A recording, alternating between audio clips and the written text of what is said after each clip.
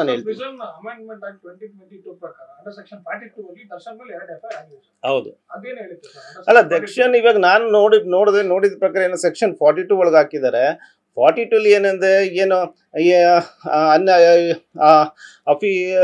ಏನು prohibited materials ಅಂತ ಏನಿದಾವೆ, ಐದರ್ like cigarette ಇರ್ಬೋದು, ಇಲ್ಲ ಡ್ರಿಂಕ್ಸ್ ಇರ್ಬೋದು, ಏನೇನು ಪ್ರೊಹಿಬಿಟ್ ಇದಾವೆ, ಇಲ್ಲ ಫುಡ್ಗಳಿರ್ಬೋದು, ಅದನ್ನ ಒಳಗೆ ತಂದಂಥ ಸಂದರ್ಭದಲ್ಲಿ ಆ ಪ್ರಿಸನರ್ಸ್ ಏನಿದ್ದಾರೆ ತರಿಸಿದಂಥ ಸಂದರ್ಭದಲ್ಲಿ ಅವ್ರಿಗೆ ಪನಿಷ್ಮೆಂಟ್ ಇದೆ. Punishment triable by the magistrate 6 months ಏನಿದೆ, 6 months ಇಂಪ್ರಿಸನ್ಮೆಂಟ್ ಇದೆ, or fine up to 500 rupees, 200 to 500 rupees fine ಇದೆ. ಅದಕ್ಕೆ ಏನು ಹಾಕಿ ಸೆಕ್ಷನ್ 42 ಅಮೆಂಡೆಡ್ ಆಕ್ಟ್ ಅಲ್ಲಿ ಅಷ್ಟೇ ಹೇಳೋದು, ಏನು ಇಲ್ಲಿಗಲ್ ಆಗಿರುವಂತದ್ದನ್ನ ತಂದಿದ್ದಾರೆ ಅನ್ನೋ ಒಂದು ಮಾಹಿತಿ ಇದ್ರ ಮೇಲೆ ಹಾಕಿದ್ದಾರೆ ಎಫ್ಐಆರ್. ನೀವು ದರ್ಶನ್ ವಕೀಲರಾಗಿ ಸರ್, ದರ್ಶನ್ಗೆ ಜೈಲಲ್ಲಿ ಸಿಗರೇಟ್ ಸಿಗ್ತಾ ಇದೆ, ಎಣ್ಣೆ ಸಿಗ್ತಾ ಇದೆ, ಆರಾಮಾಗಿದ್ದಾರೆ, ಇವೆಲ್ಲದಕ್ಕೂ ಏನ್ ಹೇಳ್ತೀರಾ ಸರ್? ಇದು ದರ್ಶನ್ ಅವರು ಅಂತಲ್ಲ ನಾನು ಹೇಳ್ತಾ ಇರೋದು. ನಾವು ಯಾಕೆಂದ್ರೆ ನಮ್ಮ ಪ್ರೊಫೆಷನ್ ಬಂದಾಗ್ಲಿಂದ ನೋಡ್ತಾ ಇದೀವಿ. ಈ ಹಿಂದೆ ನಾನು ನೋಡಿರ್ಬೇಕು Shashikala case the most sensation ಆಗಿದ್ದು ಮತ್ತೆ ಇಂಪ್ಯಾಕ್ಟ್ ಅಂಡ್ ಸೆನ್ಸೇಷನ್ ನ್ಯೂಸ್ ಆಗಿದ್ದು ಶಶಿಕಲಾ ಕೇಸ್ ಇರ್ಬೋದು. ಅದಾದ ನಂತರ ಯಡಿಯೂರಪ್ಪ ಅವರ ಕೇಸ್ ಇರ್ಬೋದು. ಅವ್ರಿಗೆಲ್ಲ VIP ಟ್ರೀಟ್ಮೆಂಟ್ ಕೊಡ್ತಾ ಇದ್ದಾರೆ, ಮಂಚ ಕೊಟ್ಟಿದ್ದಾರೆ, TV ಕೊಟ್ಟಿದ್ದಾರೆ, ಪೇಪರ್ಸ್ ಕೂಡ ಪ್ರಾವಿಷನ್ಸ್ ಇದೆ, ಬಟ್ ಅವು ಕೊಟ್ಟಿದ್ದಾರೆ.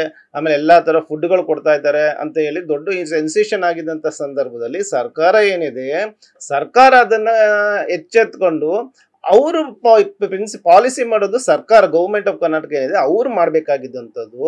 ಅವರು ಆಗ್ಲೂ ಸ್ಟ್ರಿಕ್ಟ್ ಆಗಿ ಮಾಡಬೇಕಾಗಿದ್ದು, ಅವರು ಕಂಪ್ಲೀಟ್ಲಿ ಫೇಲ್ಯೂರ್ ಆಗಿದ್ದಾರೆ ಈ ವಿಷಯದಲ್ಲಿ. ಯಾಕಂದ್ರೆ ಎಗೇನ್ ಅಂಡ್ ಎಗೇನ್ ಈ ದರ್ಶನ್ ವಿಷಯ ಬೇರೆ ಎಲ್ಲಾ ಇದ್ರಲ್ಲೂ ಎಗೇನ್ ನಡೀತಾ ಇರೋ ಕಾರಣ ಈ ಸರ್ಕಾರ ಇಂಟ್ರೆಸ್ಟ್ ತಗೊಂಡು ದಕ್ಷ ಅಧಿಕಾರಿಗಳನ್ನೆಲ್ಲ ನೇಮಕ ಮಾಡಬೇಕಾಗಿತ್ತು.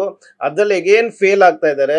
ಈ ದಕ್ಷ ಅಧಿಕಾರಿಗಳು ಯಾರು ಇವಾಗ ಪ್ರಿಸನರ್ಸ್ ಒಬ್ಬ ಹೋದ್ಮೇಲೆ ಅವ್ರಿಗೆಲ್ಲ ಕೊಡಿ, ಅವ್ರೇನ್ ತರ್ಸ್ಕೊಳಕ್ಕಾಗಲ್ಲ, ಅವ್ರ ಪರ್ಮಿಷನ್ ಇಲ್ಲದೆ ತರ್ಸ್ಕೊಳಕ್ಕಾಗಲ್ಲ, ಏನ್ ಮಾಡಕ್ಕಾಗಲ್ಲ. ಇದಕ್ಕೆಲ್ಲ ಯಾರು ಹೊಣೆ? ಯಾರು ಅಲ್ಲಿದ ಕನ್ಸರ್ನ್ ಜೈಲರ್ ಅವ್ರು ಇರ್ಬೋದು, ಇಲ್ಲ ಸೂಪರಿಂಟೆಂಡೆಂಟ್ ಇರ್ಬೋದು, ಇಲ್ಲ IG ಇರ್ಬೋದು, ಇನ್ಫ್ಲೂಯೆನ್ಸ್ಗಳು ಇರ್ಬೋದು, ಅವರು ಹೊಣೆ ಆಗುತ್ತಾರೆ. ಬಿಟ್ರೆ ದರ್ಶನ್ ಆಗ್ಲಿ ಇಲ್ಲ ಜನರಲ್ ಆಗಿ ಅಲ್ಲಿ ಇರುವಂತ ಪ್ರಿಸನರ್ಸ್ ಆಗ್ಲಿ ಯಾವುದೇ ಹೊಣೆಗಳನ್ನು ಸಹ ಯಾವುದೇ ಇದನ್ನು ಅವ್ರ ಮೇಲೆ ಹೇಳಂಗಿಲ್ಲ. ಇದಕ್ಕೆಲ್ಲ ಹೊಣೆ ಅಲ್ಲಿರೋ ಅಧಿಕಾರಿಗಳು ಏನಿದ್ದಾರೆ ಅವರು ಮಾಡಬೇಕಾಗಿರುವಂಥದ್ದು ಕರ್ತವ್ಯಗಳು.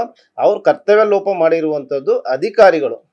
ಆಮೇಲೆ ಸರ್ಕಾರ ಇದಕ್ಕೆ ನಾವಂತಲ್ಲ, ಸರ್ಕಾರನೂ ಸಹ ಹೇಗೇನು ಫೇಲ್ ಆಗ್ತಾರ ಕಾರಣ ಅವರು ಸಹ ಇದನ್ನ ಸ್ಟ್ರಿಕ್ಟ್ ಆಗಿ ತಗೊಂಡು ಅಟ್ಲೀಸ್ಟ್ ನೆಕ್ಸ್ಟ್ ಇದ್ರಲ್ಲಾದ್ರೂ ಮಾಡ್ಬೇಕು. ಅದನ್ನು ದಕ್ಷ ಅಧಿಕಾರಿಗಳನ್ನ ನೇಮಕಗೊಂಡು ಒಂದು ಸ್ಟ್ರಿಕ್ಟ್ ಪ್ರೊಸೀಜರ್ಸ್ ಮಾಡಿ, ಪಾಲಿಸಿ ಮಾಡಿ, ಆಕ್ಟ್ ಎನಾಕ್ಟ್ಮೆಂಟ್ ಏನಾದ್ರು ಮಾಡಕ್ಕಿದ್ರೆ, ಅಮೆಂಡ್ಮೆಂಟ್ ಮಾಡೋದಿದ್ರೆ ಅಮೆಂಡ್ಮೆಂಟ್ ಮಾಡಿ, ನೆಸೆಸರಿ ಆಕ್ಷನ್ಸ್ ತಗೊಂಡು ಸ್ಟ್ರಿಕ್ಟ್ ಆಗಿ ಮಾಡಬೇಕು. ನಟ ದರ್ಶನ್ ಒಬ್ಬ ಸೆಲೆಬ್ರಿಟಿ ಸರ್, ದರ್ಶನ್ ಯಾಕೆ ಸರ್ ಜೈಲಿನಲ್ಲಿ ನಟೋರಿಯಸ್ ರೌಡಿ ಸಹವಾಸ ಅಂತ? ಇಲ್ಲ, ನಾನು ಅದನ್ನೇ ಮೊದಲನೇ ಹೇಳಿದಂಗೆ ನಟೋರಿಯಸ್ ಸಹವಾಸ ಅವನಿಗೆ ಮಾಡ್ತಾ ಇಲ್ಲ. ಅವ್ರಿಗೆ ಸಂಬಂಧ ಬೀಯಿಂಗ್ ಎಸ್ ಎಲ್ ಬಿಟ್ಟೆ ಯಾವುದೇ ಆ ಥರ ಅವಶ್ಯಕತೆನೂ ಇಲ್ಲ ಅಂತ ನಾನು ಅನ್ಕೋತೀನಿ. ಇವಾಗ ಅವರು ಒಂದು ಸೆಲೆಬ್ರಿಟಿ ಆದ ಕಾರಣ ಅಲ್ಲಿರೋರು ಅನೇಕ ರೌಡಿಗಳಿದ್ದಾರೆ, ಪಾತಕಿಗಳಿದ್ದಾರೆ, ಕನ್ವಿಕ್ಷನ್ಸ್ ಆಗಿರೋರಿದ್ದಾರೆ, ಅಂಡರ್ ಟ್ರಯಲ್ ಪ್ರಿಸನರ್ಸ್ ಇದ್ದಾರಲ್ಲ, ಅವರೆಲ್ಲ ಒಂದು ಅಭಿಮಾನಿಗಳಾಗಿರೋ ಕಾರಣ ಅವರೆಲ್ಲ ಬಂದು ಮಾತಾಡಿಸ್ಬೋದು. ಅವ್ರ ಜೊತೆ ಯಾವ್ದು ಸಂಬಂಧಗಳಾಗಲಿ ಇಟ್ಕೊಂಡಿಲ್ಲ, ಅವ್ರ ಜೊತೆ ವ್ಯವಹಾರಗಳನ್ನು ಮಾಡಿಲ್ಲ, ಅವ್ರಿಗೆ ಯಾವುದೇ ಥರ ವ್ಯವಹಾರನೂ ಮಾಡಿಲ್ಲ, ಅವ್ರ ಜೊತೆ ಯಾವುದೇ ಸಂಬಂಧಗಳನ್ನು ಸಹ ಇಟ್ಕೊಂಡಿಲ್ಲ.